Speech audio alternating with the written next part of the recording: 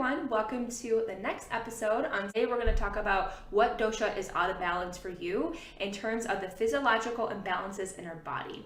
We've laid out beautiful groundwork in our earlier episodes talking about the elements, the qualities, and what the doshas are. So if you haven't already watched those episodes, please go back, pause this for now, and lay down the foundational knowledge for your Ayurvedic healing journey. Now today, how can we determine which dosha is out of balance? Disclaimer, I'm going to always recommend that you see a practitioner because sometimes there are multiple doshas that are out of balance, and a practitioner can really define what the root cause of your imbalance is in terms of the doshas. So you can sign up for a one-on-one consultation with Soulful Veda and the link below. And for those who are just kind of dipping your toes in, you want to learn what the doshas are and get a firmer grasp on how Ayurveda sees your imbalance, then this is for you. How to determine which dosha is out of balance for you. So let's go through all three doshas. We have the Cappadocia, we have Pitta, and we have Vata. I'm going to give just the main indicators. Again, if you go and see a practitioner, there are a lot more ways that you can define which dosha is out of balance, but just something for us to understand. Let's start with the Cappadocia.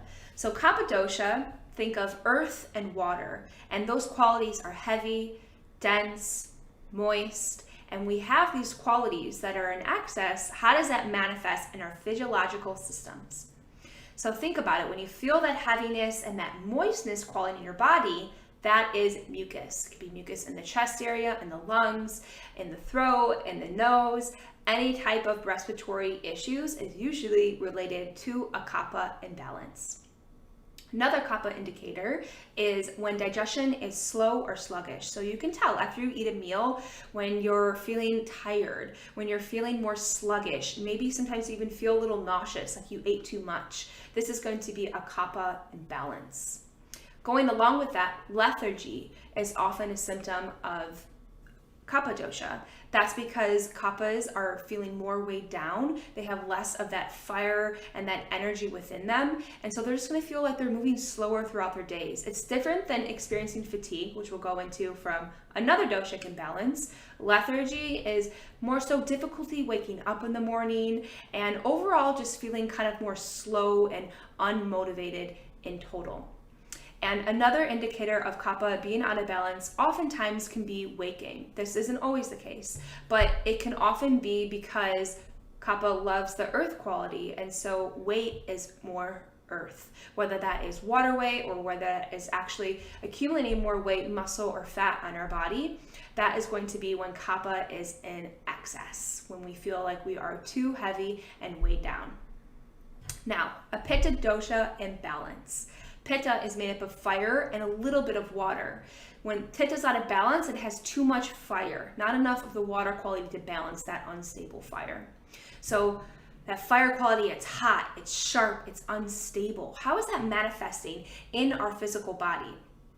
Well, any type of burning sensations that we are experiencing in the chest, burning indigestion, is going to indicate a pitta imbalance. We may even experience this burning sensation in our intestine region, having too many bowel movements. For some pittas, it's normal to have 2 to 3 bowel movements a day.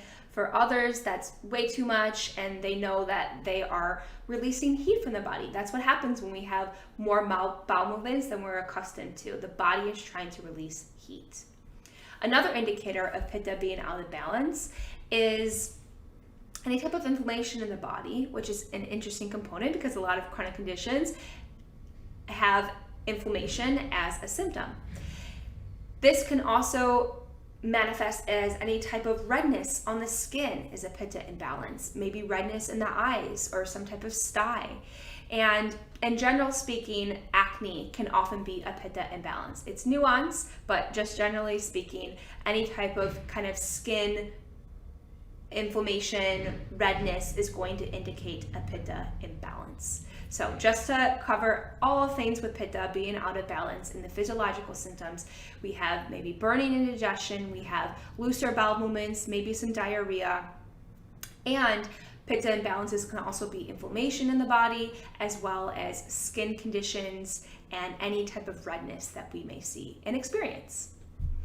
For the Vata dosha is made up of air and ether. The qualities are light, cold, dry, and subtle. So how can we experience this in our physiological system: cold and dry and light, and expansiveness. That is going to manifest as bloating and gas. Think of that air and ether in the GI tract. What does that feel like? What does that look like? It's also going to indicate constipation due to the dryness that is in the body and inability to have regular bowel movements. Vata doshas can also represent cold temperatures, always feeling cold, especially cold hands and cold feet. That's an indicator of poor circulation, less of the fire element that Vatas have when they're out of balance. It can also indicate dry skin for Vatas, and it can also indicate fatigue. So this is different than lethargy. Lethargy is more of that dullness feeling, even like that cloudiness in the mind. And fatigue is usually how it can manifest for Vatas is they'll have energy in the morning, but then around 2 p.m. to 6 p.m. they can easily find a dip in the day. And that's because their energy starts, but then it kind of dips low and they just feel exhausted. Their body is tired. It needs to rest more. And another Vata imbalance indicator can mean losing weight. Losing weight and having more of a variable appetite and kind of just grazing throughout the day is very much Vata symptoms. So gas, bloating, constipation, dry skin, fatigue are all symptoms of having a Vata imbalance. So again, these are just generally speaking. If you feel like you're experiencing all of these, that could be true. If you feel like you're experiencing dual dosha, that is common as well. I want you to make a list of all of the indicators that I had just listed and put a point next to each one. So if you had dry skin, constipation, but then let's say for Pitta, you had acne and you had inflammation. And I want you to tally it up and then see which dosha is the most out of balance. And that is the dosha that you are going to start with. Now, another trick of the trade, if you have 2 doshas out of balance, I bet one of them is Vata. So always work with Vata first. Unless you're working with a practitioner, of course, they can guide you more soundly through it. But if you're still having trouble deciding which dosha is out of balance, you can take our free quiz, which we will link below. Okay, so now that you know there's one dosha that you really want to focus on and bring it into balance, how do you bring it into balance? By using the law of opposites. We are going to go into this in depth in the coming episodes, but I of course want you to walk away with one practical tool so you can start living Ayurvedically today. So if you have a Kapha imbalance, let's break this down. You have too much of the earth and the water quality to you, right? You feel more heavy, you feel more dense. What do you need? You need the opposite elements to bring into your life. You need fire to warm your body up, to bring you inspiration. You need air and ether to get things moving again. So let's make it simple. Pick one element that you want to bring into your life. Let's say it's the fire element. Now, how can you bring this into your life more? One of my favorite things for Cappadocia is just to start spicing your food. If you only work with onions and garlic, maybe you start adding in new spices like cumin and coriander and curry and bay leaf are all really good for stoking the Agni fire, for stoking your digestive fire and getting things moving again. For Vata doshas, which have an excess of air and ether, things feel all over the place. They need to ground. So what do we need? We need the opposite elements: fire, earth, and water. Pick one of those elements that you really connect with and create a ritual around it. Let's say for Vatas, the element you want to bring in is the earth element. You need more grounding in your day. This can be as simple as going out and touching a tree every day, or going out and taking a little walk in nature. Something that grounds you and connects you to the earth element. Then for Pitta doshas. Pitta doshas are a little bit different than Vata and Kapha. So you have too much of the fire element. This flame is just blazing. We need to tame the fire. How we tame the fire is with water. We don't want to put out the fire, but we just want to tame it. And then to bring more stability to that fire, we want the earth element. Now this one's only tricky because we're not going to bring in air and ether, because what happens when you put air and ether on the fire? It fans and it goes ablazing. So earth and water. If you want to work with either of those elements, you can take any of the recommendations that we use for the Vata dosha for Pitta.